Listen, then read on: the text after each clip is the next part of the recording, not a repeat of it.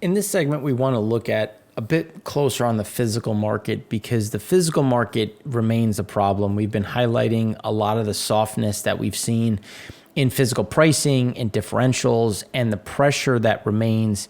And we want to look at floating storage. We want to look at what's in transit and where we think some of that pressure is going to be, which likely will continue into the end of this year and kick off in January. And that's why it's going to be important to see what does the Middle East do on OSPs? What is that OPEC meeting going to look like? Could they cut? Could they increase? If anything, any increase would be muted. UAE and Iraq already said that they weren't willing to cut, or it's unlikely they will cut. And so they could just say, oh, well, we're going to increase production by 200,000 barrels. And it's just because they essentially don't want to admit that Iraq and the UAE don't want to. So again, there's a lot of things that we can look at from that. But we wanted to talk quickly about the attempts to diversify the Gulf economies away from petroleum. And it really has not been successful. Not that they've tried all that hard yet, but there is more movement towards it, and they understand that they have to start to diversify. But you can get an idea of where they sit today, and then obviously with the amount of money that they're taking in, or really over the last year and a half, have been able to refill some of the coffers, and that's going to be an interesting one to watch as we head into next year and what they look like in terms of trying to protect current prices. Now, Saudi did cut, as we said that they would. That when you looked at their production levels, we said that out of the 2 million that was announced, it was really only Saudi Arabia that was going to cut. A tiny bit from Kuwait. We were likely going to see a reduction of about 250,000 barrels. And here you can see what their reduction has been. But now this may say, oh, well, look, like they're cutting. It's going to be really good for the market. But then even as they're cutting, and then you look at the floating market, well, the floating market still looks elevated, still looks fairly big, and the differentials are getting weaker even as this is happening. So again, that's going to create a bit more of a problem, which is why we should start to look to see, are there going to be any commentary around either more significant price cuts, or they may try to push through another type of cut. But I think that is a bit less likely, just given the unwillingness for other countries in the region to go along with it. Now, the use of old tankers is ramping up, and crude oil loading at Russian ports made by tankers at least 20 years old. You can see that they're just pulling in anything and everything that they can. And that is very important to watch, just because we're scraping the bottom of the barrel. Like, there is literally nothing left out there, because the miles per ton is up. The cost is, and that, again, the miles per ton going up because the routes are getting longer. There's more crude and floating storage is driving up rates, and that's incentivizing some of this to come back. Now, Russia's crude shipments to Europe, you can see, have stabilized a bit. And now it's important to mention and talk a bit about what the cap's going to look like. So there's a lot of back and forth on what the price cap is going to be. The commentary, it's going to be between $65 and $70, which is amusing, only because euros right now are trading anywhere between 20 and 25 below Brent. And Brent is currently 84. So if you take $20 off of that, you're already well below 70. So again, it's all in name. And even if you see some tightness, because you'll actually see demand increase, because until you get to that level, I think it's important to look at where this is. And again, ESPO is something separate, as we've talked about, that's going into China. That has been trading a little bit tighter, anywhere between $8 and $12 differential. But that's because there's more demand for it. That is the natural market for it. So again, there wasn't as much, and it's also a softer differential, or a tighter differential, because it requires less shipping. So less shipping equates to, again, a tighter differential, where this, you're on the water longer, insurance is more expensive, ships are more expensive, you're going to be on a boat for a longer period, making the whole journey more. But the price cap, it's just kind of absurd in terms of pricing. There's a lot of ways around it. You could use two different banks. You use one U.S. and European bank to be below the number, and then you use a Middle Eastern and Asian bank to sell the difference to provide a premium. And a lot of countries aren't participating. So again, it doesn't mean that there's going to be a lot of shifts, a lot of shipments still. But as we described last week, the Middle East is taking more Russian product, Russian crude. The Asia is taking the same. And that's putting a lot of fuel oil into the market. That's putting a lot of storage into the market. And that's keeping prices depressed on some of the key areas in terms of heavy distillate, high sulfur fuel oil, as well as some of the Russian grades. And this is the underlying problem, is the Middle East storage. So you can see that typically we start to see a drawdown of storage, and we're just not getting there, and there's not a lot of movements. Shipments have been slow, sales have been slow, and there's a lot of this is driven based on Russian flow, where there's a lot of Russian product out there, and countries are struggling to handle it, and there's really no need to take anything more than what you're contractually obligated to take, which is leaving those spare cargoes in there. So to see Saudi Arabia cut, well, it's like, all right, well, they're cutting production. Well, but why would they produce into a glutted market in their own backyard? Let this clear, sell some of this out, and then, stabilize production a bit. And that's why we think that we're going to see some more extensive OSP cuts in order to accelerate some of this movement and be more competitive against the global market. U.S., as we were saying, U.S. exports are about 3.8, so it was a bit of a makeup number here. The number that we have today is at 4.2. Again, that's on the high end. So we still have demand for U.S. crude because of all the shipping issues and shipping costs that we talked about. A lot of that arbitrage into Asia is closed. Most, if not all of it, is heading into Europe, a little bit into Latin America. But again, there's still that demand for it, so we should still see that remain fairly robust.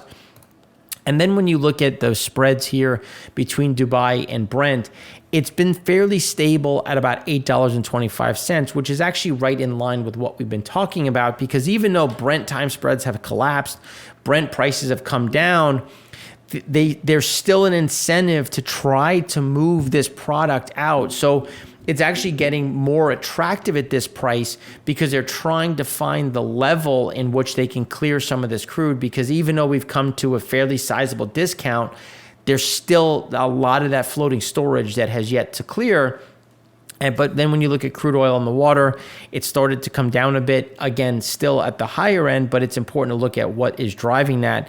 And here you can see that there's a bit more cargoes that are going from crude in transit into crude and floating storage, and some of the floating storage moving onshore.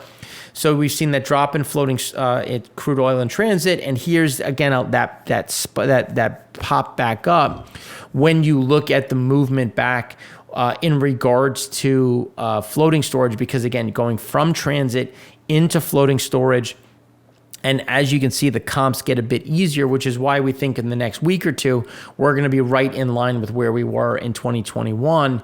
And the question is going to be, if we do get there, which I think is likely, how aggressive do we see West Africa and the Middle East get? Because if you remember, as we got to that end, you had a fairly sizable drop in pricing, especially as we got into the end of December, just to try to clear whatever they could.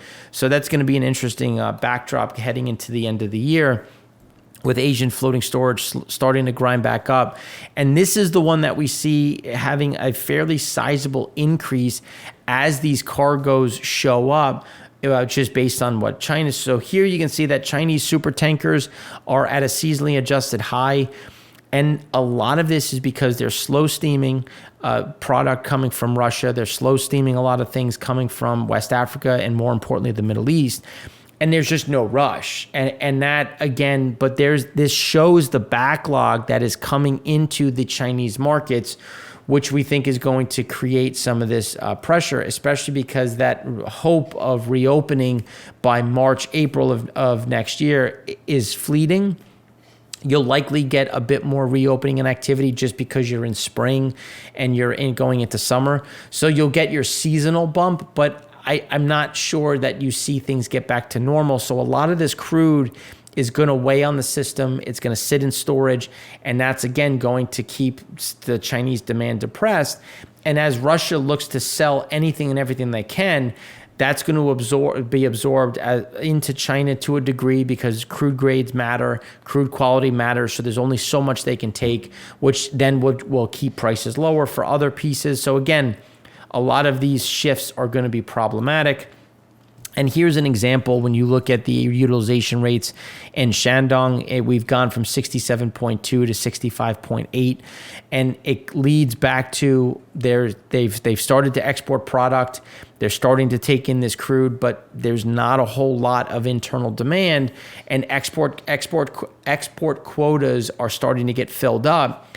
And why are you going to create product heading into a fairly weak, December and January when you look at activity within China? So again, we're seeing a bit more of a slowdown ahead of seasonal norms when we look at activity in the region.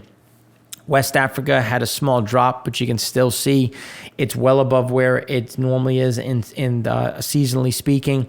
And there's even with new price drops, because we'll talk about the new price drops in a minute, you're still seeing a struggle of moving those cargoes. U.S. crude products, so gasoline, a small drop of 29,000 barrels a day, but still high. Distillate, same thing. We still see a lot of support in both of those. Propane, propylene, drop of 124,000 barrels. But even with that drop, you're still well above the 5-year average, and that's going to remain. And then we already talked about crude oil and exports, which will hang around that 3.8, maybe even that 3.9 level on the average. Gasoline exports staying to the highs. We just given some of the flows, it's going to stay either right at the 5-year average or just above. The diesel distillate, we think it's going to be right at the 5-year, if not slightly above. There's a very healthy market out there still, especially going into Europe. So that's going to draw some of those products into the market. Ethane staying above the 5-year, just given the new capacity, the demand that remains abroad, that's going to remain robust as well. No changes there. This just shows you that increase in oil exports. We're going to stay well above the cloud. Again, there's a lot of demand into Europe, some into Latin America. That's going to keep those flows moving. Same with propane, setting those new all-time highs, seasonally adjusted, obviously, but again, just because of the demand. And as Saudi Arabia slows down production, that's going to impact availability of NGLs. And then with prices coming down in the U.S. because of the slowdown in petchems, the increase in supply, that will keep our exports fairly priced and I should say priced to move into the global market. November 21st, as we look at Fujairah saw builds of 1.285 million, putting us at just over 25 million barrels in storage at 25.143. Light distillates posted the greatest increase of 693,000 barrels, which brings us to 7.503 million in storage. The East of Suez gasoline complex was in the prompt coming under pressure from the upcoming winter season. Again, we see, so when we show you Singapore had a drop of light distillates, but builds will normally start in Fujairah and then drift into Singapore and Asia. And I think you're going to start to see some sizable slowdowns because a lot of the purchases that happened from storage was to fill the coffers ahead of festivals, and you have Lunar New Year, Chinese New Year, Lunar New Year. You have festivals in India. So now that demand has been filled and those orders booked, we should actually see a fairly sizable drop.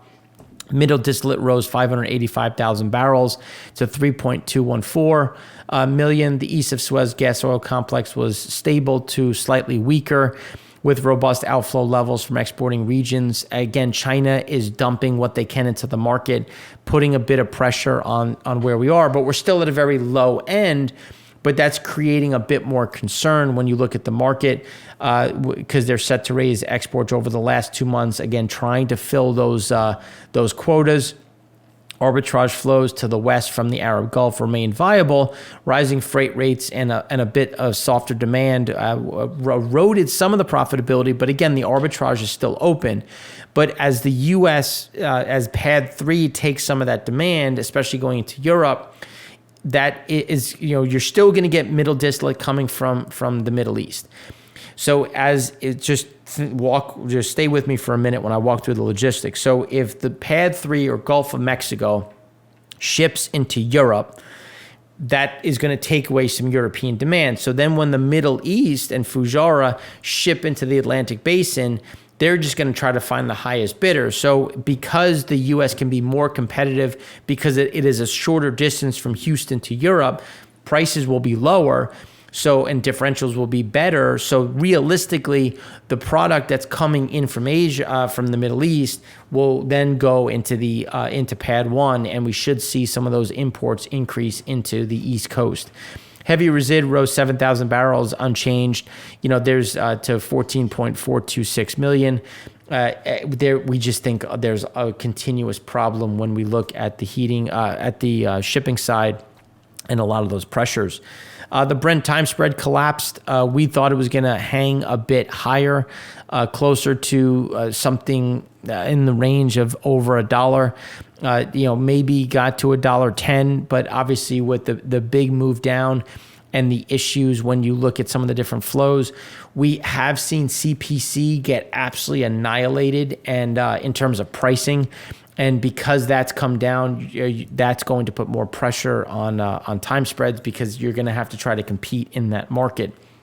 So not too much to update in terms of the numbers here, but Nigeria reduced its official selling price for EBO crude in December to $1.62 more than dated Brent. That's the lowest since February, declined from $2.90 in November. So again, you're seeing a lot of softness.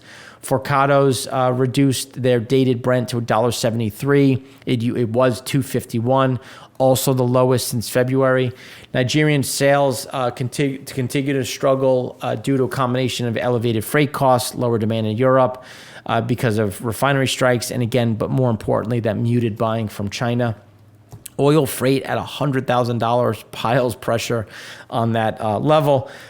Chevron also reduced its offer price for Angola's Cabinda crude, while Vital lowered its offer for Gabon's Rabi Light. Again, all of that showing just more pressure, giving that backdrop. So Chevron loading at 80 cents less than dated Brent. It decreased from, it was 25 cents above dated Brent, so now we're negative and falling.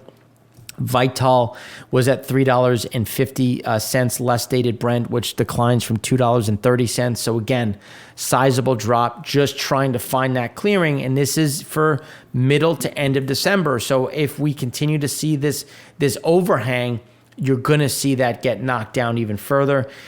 Discounts for for Caspian CPC has widened by as much as $3 from a week ago amid weak demand from Europe and a closed arbitrage to Asia. Traders say that CPC blend is now at about $8 to $9 less dated Brent. So if you think about dated, CPC compared to Urals, I mean, it's just going to pull everything down. So setting that cap at $70, I mean, you're going to be well below that if these CPC numbers hold, especially because that's a discount. It was $5 to $6 even a week ago. Now you're talking $8 to $9 below. CPC loadings for December are planned at 9-month highs, again putting that pressure on it with demand weakening. So then when you take that and move it to Genscape, as we said, we expected to see a little bit of a build in Europe, and we expect that to increase. Gas oil, small drop, continuing to hang at the lows.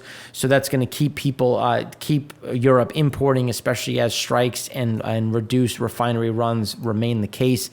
Where gasoline builds are increasing. And again, there's that inability to get it through into the market. And a lot of that is, it's comparable to 2020, which was not exactly a good time for it. Fuel oil is coming down a bit, but given the struggle with the arbitrage, you're not going to see a lot of this movement from west to east. It's either going to sit in storage or they're going to try to recrack it into something else. Singapore, there was a small drop from 42.3 to 41.2 of about 1 million. And as you can see, small drops across the board, but a sizable one in middle distillate. So here you can see a nice drop in light disti to where we were in 2020. This is, again, as we were explaining before, we think this is the kind of the last leg of the drop. You'll start to see this increase now as a lot of the orders are filled. A lot of the product has gone into motion to fill the void for festivities, the end of year holidays, Lunar New Year. So again, a lot of those things are now past us. So then when you look at middle distillate, still staying at the lows, we don't see that changing, but we could see this start to build up a little bit depending on where Chinese product goes into, or if Chinese product takes some of that market share from some of the others like India and some of the other Asian nations, which is going to push some into storage. But again, we're still at very low side. So we're still going to see support in the diesel crack. The question is, how bad is gasoline going to get? And as China enters the market, is it going to push down diesel enough that it can no longer carry the gasoline crack, resulting in refinery run cuts? And then when we look at fuel at resid and heavy disti staying fairly flat, which we think is going to be the case. North Sea back to the highs on floating storage. Again, the demand issue, the timing issue, this is going to end up in some additional pricing pressures and moving prices lower. Otherwise, we're going to see floating storage move higher. Europe moving back up. Again, this is going to support more onshore storage, so we see more builds coming in the near future into Europe. So that's what we have for you today. There's not much else to talk about, I think, but we hope you have a happy and healthy Thanksgiving and safe travels. And we will be filming the Frac Show just as we wrap this one up, right into Frac Spread. So you'll have the fun of listening to me on both sides. And we hope you have a great week. Thanks again for watching. I'm Mark Rossano, founder and CEO of C6 Capital Holdings, coming to you from Primary Vision Network.